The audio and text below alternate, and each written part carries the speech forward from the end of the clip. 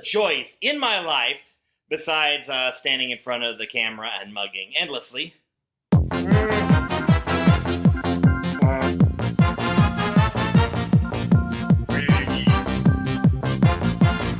And oh yeah, these two is gaming.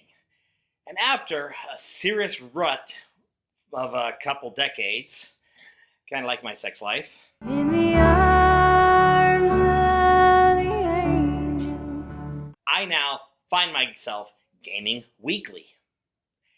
And half the time, at least 2 weeks a month, it's doing role-playing games. And half the time, I'm the GM.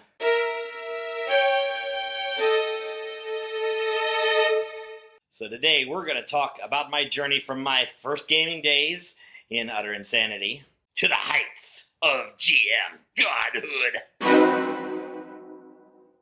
Here on Random Bits of Geek.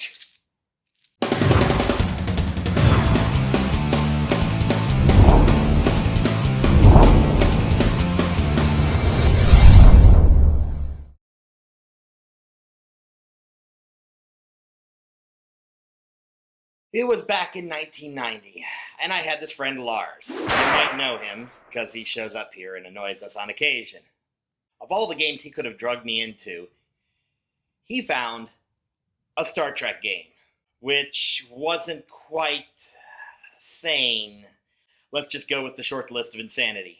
Wacky ship, 4 times the size of the Enterprise. A captain who's a Time Lord. Green Andorians. Gay doorknobs, gay orgy domes, and what the shit else. Oh yeah, and the GM was batshit crazy. Seriously, from what I understand, he eventually started to think he actually was a Time Lord. I'm sitting in the TARDIS now, and I'm going to wind up soon, but not before I make a few strange noises with my mouth that will go somewhere along the lines of bingle bongle, dingle dangle, yickety doo, yickety da, ping pong, lippy tappy too-ta. So sometime later, after Lars and I had drifted apart, and we'd gone our separate ways, I kind of got my antisocial on. And got in front of computers. And stayed there. For decades. Decades.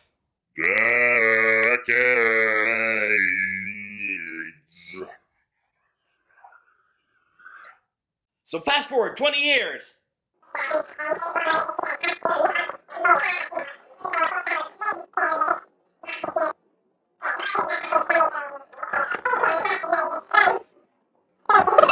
So I get an email from Lars, we get back into our usual swing of things, and 2 things happen.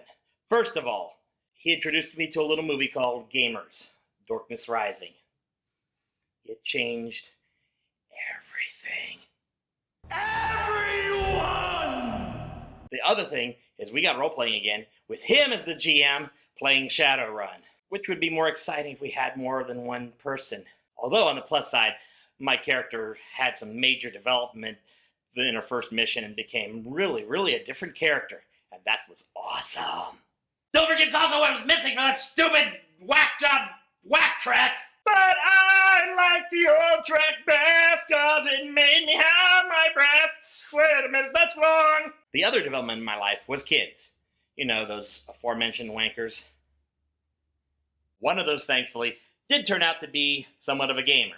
We started with board games because at the same time we had been enjoying the loveliness of tabletop. Thanks, Will Wheaton. But then we progressed into trying to find role-playing games. Now, I started with simple ones that I could find online, little freebies here and there. One we actually got a few sessions in was one called Hero Kids, but again, playing with one person. Personally, I was looking for something a little more basic, a little more in the D&D realm. And that's where this came in. This is the Pathfinder Beginner Box. It kicks the ass off of what the D&D Red Box had to offer. And with a few runs through that, I started to get the feel for actually being a game master. Meanwhile, Lars dragged me to a group from some good old board game playing, and then left for Michigan after one night. So after a little board gaming and some Magic the Gathering... quit your whining! We started to look at a role-playing game to play. Naturally, we had somebody that wanted to run good old Dungeons & Dragons. Something along the lines of 3-5 because 4 sucked ass. But here I was with Pathfinder. So I said, hey, if this game doesn't go, we'll go ahead and I'll start GMing some Pathfinder. So we started with the beginner box adventure, slayed a dragon right here. One person over here got all gimped up with one shot and got left behind because he was sad. Very sad. Just a side note, I saddled him with a ring that attracts all monsters to him, just for fun. He hasn't died since, though. And we were off to the races. Yay. Now, before I go further, a little explanation.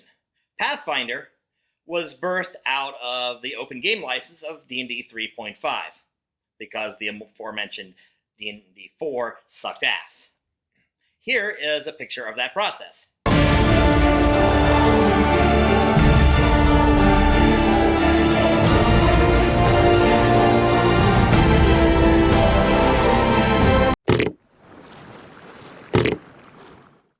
If I were to give you the simplest difference between the two, Pathfinder gets your characters a little more powerful than the D&D characters.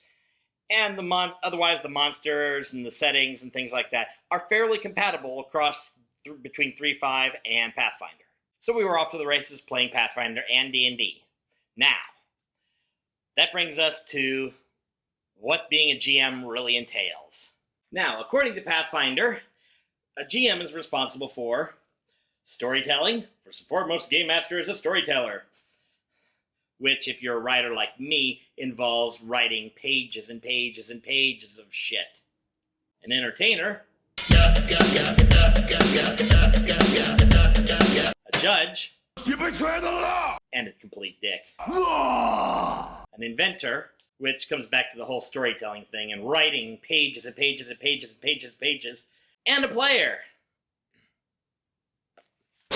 Now, to explain how hard this is, since our last adventure, I've probably spent 6 to 8 hours writing, creating things, and I've still got things to go because I got to create my big baddies and prepare to try to kill my players. So get ready, because you're going to die, because the dice hate you.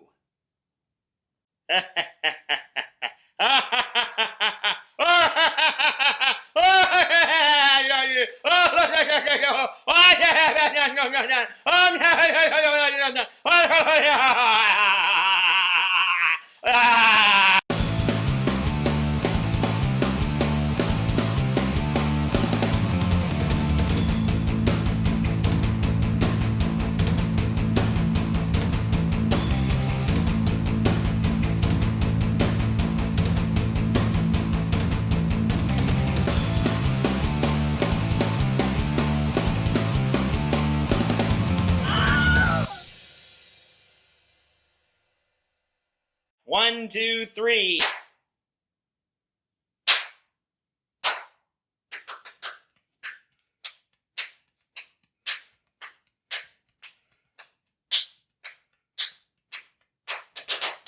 Huh!